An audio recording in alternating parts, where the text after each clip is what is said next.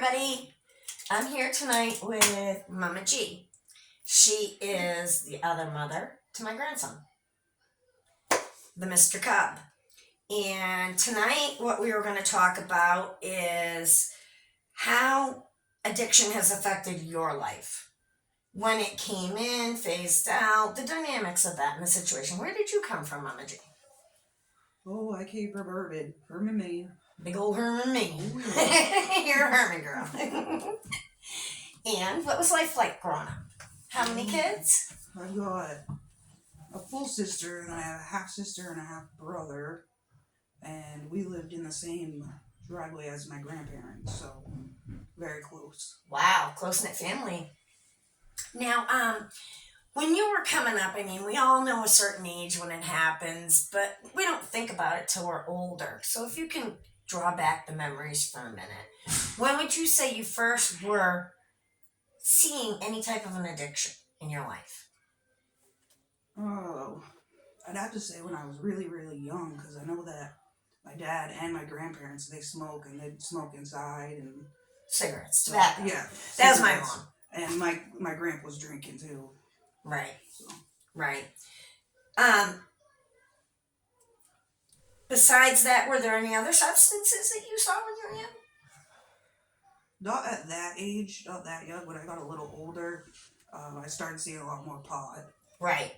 Now, from 11 to 14, that's usually the time frame when kids get involved in drugs with junior high school, and they start just testing, seeing what their parents will let them get away with. What were you and your friends doing? That exact same thing. Trying it out. Okay, so what would be like in your time frame of mind of an 11, 12-year-old Mama G? What were you first trying? I don't know if it was weed or cigarettes first, truthfully, but I know they were both around the same. Yeah, about the same time. Same time, yeah. Is that what your friends were doing? Yeah. Yeah. Did you guys start sneaking out, going to parties, shit like I did? I didn't really sneak out. Like, my friends lived up the road, so I could... Yeah. I could just, yeah. That's how it was in Holden, too.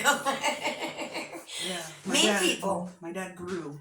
Oh, so see. I could easily get it and then boot down there and smoke Right. a joint before school or whatever. Right. See, isn't it crazy that you'd never want a child now, we're adults, to do that? Right. But at some point in our life, we thought it was okay. Yep. We thought that was okay. That was just mainstream. That's what everybody was doing. You're doing it, he's doing it, everybody's doing it. But in reality, there has to be a certain fluctuation in your thought process where you realize that at some age would be the perfect age to teach a child and start building some type of a system. Yeah. Because there's everything out there in this world that we worry about our kids getting into and the children of the future. And we never really think about the monster under the bed. Exactly, yeah. You know, and down the road, I really would like to have this turn into one of those deals where people can learn from this. Studies be done, find out when it all started. Okay, so what was like the first outing like for you when you went out and you tried drugs of any type? You don't have to tell what kind if you're not comfortable. Well, I mean, here, do we consider pot a drug? Or... No. In my mind, I'm sorry, but in this will enlighten all of America right now to what little Lisa Love thinks about marijuana, okay? I don't believe half of America should call it legal and the other half shouldn't. So, as long as we're all on the same page here, I am an advocate for marijuana. Because I'm somebody that went through major pain in my life. And anybody that doesn't go to an opiate, bonus. That's what I think. But people think marijuana is an addiction or they think it's a health aid. It's kind of a mixed breed, you know? How do you know which is which? Right, well, I used to be able to smoke it just fine. And then now I get anxiety when I do, so... So many people have told me that. Like people that I smoked with when they were younger. Mm-hmm. They can't even smoke because they can't drive. Yeah, I don't know. They can't function like they normally would. Well, all right. So, what was that first outing like? All right, well, we'll skip the pot then. No, the first time I tried crack, it was with one of my exes, and I got to the point of seeing her do it so many times that I was like, you know what, fuck it. I'm just gonna try it too. So I tried it, and then obviously I was like, oh, well, I was freaking out at first. I'm like, why are my lips numb? Oh my Like, God. what's happening? But no, and then I went on like a little bender for a while and came to myself, and I'm like, I can't be living like this. So Right. that's how that was. But no, I can see exactly why people crave it.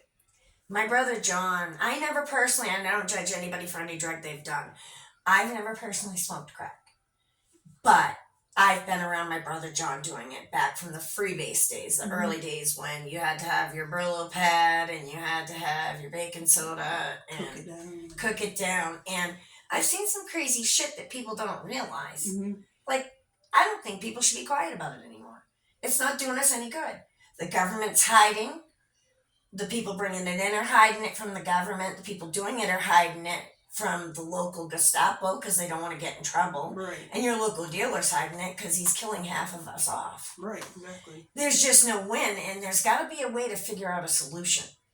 And I'm hoping somewhere down the line this will start some sparks, you know? I think it will. All right, the next thing I wanted to ask you about is about what age would you say you drank? Oh, man.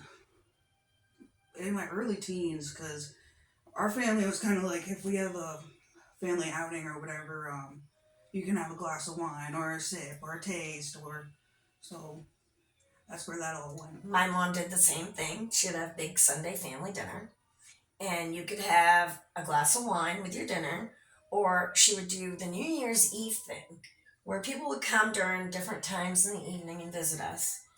And every time it was, Lisa, get this one, this. And I was like the little bartender. Yep. And I was allowed to have a grasshopper or two if I wanted to. Yep. And, you know, I thought I was just a class act at the time. I didn't know that they were introducing me into Right, yeah. all of You this. think, oh, this is cool. Oh. Right, because you don't know. Mm-hmm. But, you know, that's the way we were brought up. That's part of genetics, I guess, that... My grandparents would have, like, weekly card games, and I remember doing that type of thing. Oh, go get me a beer, or... Right, and you just did it, because that was the family thing. You're elder, you're going to listen to what they... Right, you know? So they're the ones that were taking us down the wrong road, but who knew? Right. You know, that's the way it went. Now, all right, we were just talking a minute ago when we were prepping for this video, and we were talking about the craziest thing. The craziest shit you ever saw somebody do when they were fucked up. I mean, like I said, I've got a lot, but it's hard for me to think right now because I'm like on the spot kind of. But one of the things I can think of is the morning that me and my ex were together and her boy woke up and our toaster was gone and our fireplace because she decided that she was going to sell it to get some crack and he wasn't going to have a cereal and toast that morning. Oh my God. So, yeah. Oh my God. Like, seriously, people will do anything. I know, it's so sad. I've watched people do the craziest shit you could ever imagine. And I'm not joking. And that's what I want to open up here. I want to open up people's eyes to the fact that hiding isn't fixing the problem. Everybody hides. You know what I mean? Yeah. Everybody needs to be open. We got to open this up in order to fix it. And if we don't open it, it's going to stay broken. That's how I feel. All right. At what age would you think it was that you thought it was okay to be able to do any type of an influence as a substance? Okay, like I said, I never really thought like alcohol and cigarettes and all that. Like, I hid it because I'm like still young and I'm like, I don't want anybody to know because then I don't want a conflict. But once I turned 18 where I could legally smoke and my parents couldn't really do anything, that's just kind of when I was like, oh, I do this and this. And yeah. My mom smoked Salem Light 100s. And I didn't like menthol cigarettes when I decided I was going to pick up the habit. And all my friends smoked Marlboros and Marlboro Lights.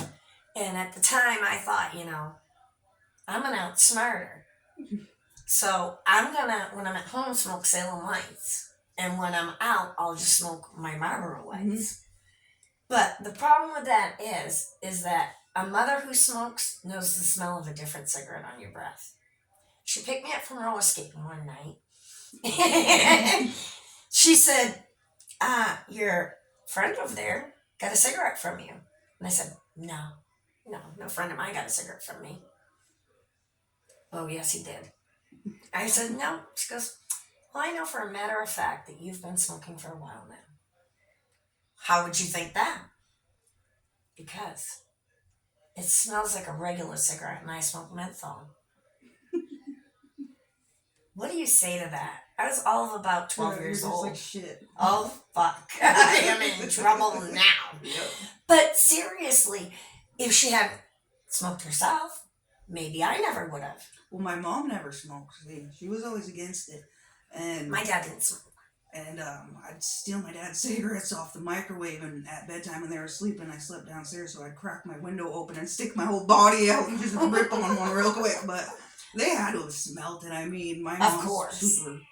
Well, back to that, when my mother caught me the first time at roller skating, I promised her that night, no more. 3 weeks later, her and my father decided they were going to catch a movie, and the movieplex was right next to the skate rink. And they parked in the back, and I didn't see it. And some friends tried to come up to tell me when I lit my cigarette that my parents were watching me, but I didn't believe them. My mother gave me my first bloody nose that night on the ride home. You told me you would never fucking smoke a cigarette again, and I got ratted out by first Chris. bloody nose from my own mom. Chris ratted me out smoking. Really? Yeah. Oh no. Hopefully someday you guys get to meet Chris. Yeah. He's gonna be one of my interviews coming up. But yeah, no, he does a lot of drugs. Yeah. And if back in the day you would have laughed because he was sitting there ratting on me, when if you were to see him now compared to me, you'd be like, Yeah, oh, isn't my that God. crazy? The black sheep is ratting on the little tiny gray sheep. Mhm. Yeah, I get that. There was a lot of that in my family too. When somebody wanted to get out of trouble, they'd blame it on the other Yeah. one. Okay, I wanted to ask you if there's anything you'd like to say to everybody about the impact that this is having on us. Yeah, you seek help. Seek help. Reach out to anybody. You gotta save your own lives, people. We're saving lives here. This is no bullshit. Like, people need to start talking about this. This is a major thing. And I'm hoping the more interviews I do, the more information I collect, that maybe we can figure out at what age does a child start gaining that, so that we can make sure we can deter it before it ever happens. Maybe it can be bringing it into a school system, or something that parents could opt out to do on their own after school. There's got to be a solution, and you can't get a solution if you don't try to solve the problem, open up discussions and minds. All right, so to recap, the craziest thing that I ever had happen to me related to drugs personally was we were at a friend's house that deals pot. Mhm. And they had a bar there that they had made, and excuse me, we had a couch, bar seating, 5 grown men all smoking crack off of a Budweiser can, and me and my buddy Bobby sitting on a couch. And they tried to get me to smoke it. Mhm. I was like, nope. Seeing my brother do it, don't want it. All set. Bobby was like, nope. Seen her brother do it, all set. Pass the can away. Well, the 4th time I had been drinking, and my little attitude kicked in. Mhm. I was young and dumb and stupid, Yeah. and I whacked the fucking can right out of the way. I've never seen grown men jump to the floor and dig like they were digging for gold to try to find that piece. Oh yeah, I've seen my ex do that too. Oh my God, I was at an actual drug house, and there's people constantly looking all over the floors. I'm like, and then the dealer asked my ex-wife at the time there to clean the house, and he'd give her some. So she's vacuuming while they're sitting here on the floor for the shit. It's crazy. It's crazy the things that people do when their mindset changes. It's a complete mindset change. Now, I want everybody to know that Mama G doesn't smoke crack anymore. That was many years ago. No, I only tried it a few times, and She has absolutely no attachment to the person anymore either, so rest assured, all's good there. Now, I'm going to go ahead and close with some numbers if you don't mind. Yeah. Okay. Tonight, I wanted to do some shout outs to New Season Treatment Center in Penobscot. The number is 207 973 0400. 207 973 0400. The Rehab Without Walls in Brewer. 207 307 7909. 207 307 7909. And the Suicide and Crisis Hotline. This was by your choice tonight, and I thank you for adding that. I really do. And you're going to dial 988 on this one, on any phone, and you can also text or chat with them. And the other thing that I was going to say is, when I refer to, give me a second, SAMHSA, I just wanted to tell you that that's actually, for everybody wondering, the Substance Abuse and Mental Health Services Administration. And anybody in America can call them. It's confidential and get any type of help that you need and totally free. If you don't need it yourself, pass this number along to someone that may need it.